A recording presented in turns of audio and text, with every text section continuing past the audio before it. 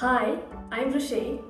World Spine Day is on the 16th of October, and to highlight the importance of spinal health and exercise, I interviewed fitness expert Chris. Hi everyone, we have with us today Sensei Chris, who is a fitness expert with over 50 years experience in yoga, Pilates, martial arts, judo, Tai Chi, dance, amongst others. Welcome, Sensei Chris. Thank you for joining us today. Thanks for having me, Ruchay, and that's a lot said about me. Yeah, well, what can I say? You have many talents. Thank you very much. Okay, I'm going to get straight to it. Yes. Who should worry about spinal health and why? I think everyone should, Ruchay, regardless of gender, age, whatever. But unfortunately, we compromise that spine from a very early age, okay? Right from school days, we're forced to sit on at desks which are one size fits all. So we're either stooping or we're reaching too far forward, and that compromises our posture. And then at the end of the day, we're carrying that heavy school bag or your satchel, generally on one side, on your stronger side for longer, and that also does harm to your spine. And then nowadays we're holding the cell phone on your favorite side most of the time, and we're sitting at your computers bent forward. And to make it worse is we hold the phone there and sit at your computer. So you're really compromising your spine. And then we tend to bend badly, because we don't use our legs to bend. We're carrying heavy stuff. So we do a lot to compromise that spine. Sounds like we put a lot of burden on the spine. Exactly, we do. Yeah. The spine is such an awesome structure, but with all that, saying all that, we still overuse that spine and undertrain it. Okay, and in saying that, so what is the function of the spine? The function of the spine is firstly to hold the head up, and then together with the rib cage, it gives your upper body structure and your posture. Supports your upper body, and also the spinal cord runs through the spinal cord runs through the spine. So besides offering movement, it offers protection to your spinal cord. And how can one better support the spine through exercise? Yeah, that's a good one. Obviously, we all need to exercise, but in saying that, if you think about the spine, it's such an awesome structure, okay? It's made up of 33 vertebrae, each independently working on its own, okay? Think of that spine as a long, narrow pyramid, okay? It's starting from very small vertebra at the top, coming down to the biggest at the bottom. And an interesting fact about the spine is that it's self-supporting. In that I mean, if you took away all the muscles that hold the spine in place, it would not collapse.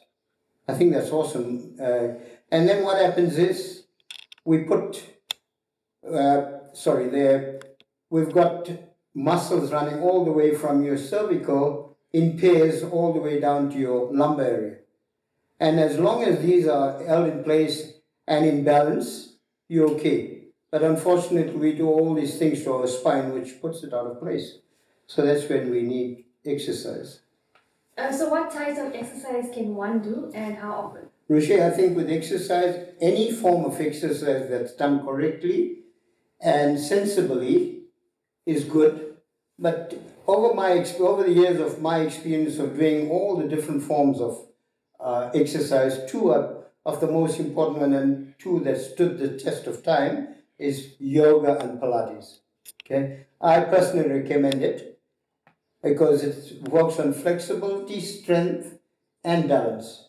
And the fact that both of these are slow and controlled, and postures are held longer, works the deeper muscle. Okay, when we say deeper muscle, we normally call it core muscles, but it's the deeper muscle, the muscle that's the closest to the skeleton, and we call it intrinsic muscle. Okay. Yeah. So as you mentioned, exercise is quite important. Yes. But too much of a good thing is a bad thing. So how much of exercise is too much?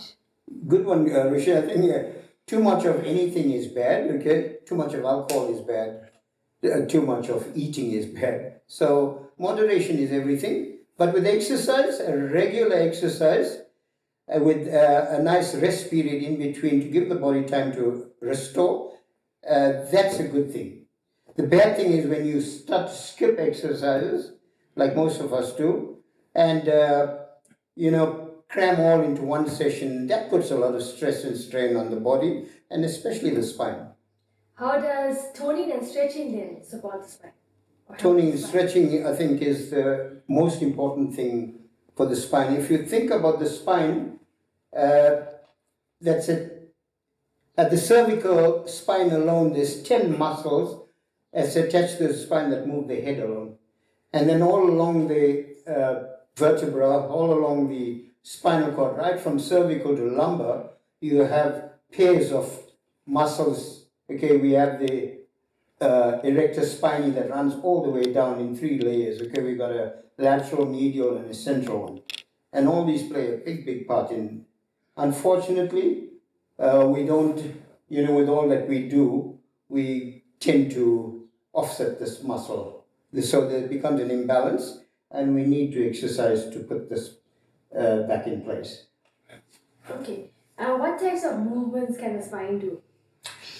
Generally, we know there's 4 movements of the spine. Okay, it's flexion, moving forward, lateral, moving back, side flex, and then you got the rotation.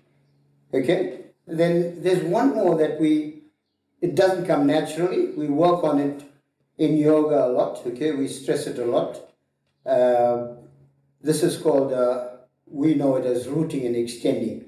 So think of your basic pose, your Tadasana, your mountain pose, where we talk about it's pretty simple, but if you think about it, that's where your yoga starts from. So you think about rooting your feet onto the floor. So the stronger you root your feet onto the floor, the more your body expands in the opposite direction. Newton's law. For every action, there's an equal and opposite reaction. So automatically you feel that spinal axial extension, okay, which we have to learn how to do. So when you press your feet strongly onto the floor, in yoga we call that padabandha, root lock, foot lock, and then you start to engage your quads, your hamstrings, your glutes. You pull in and up your pelvic floor lightly.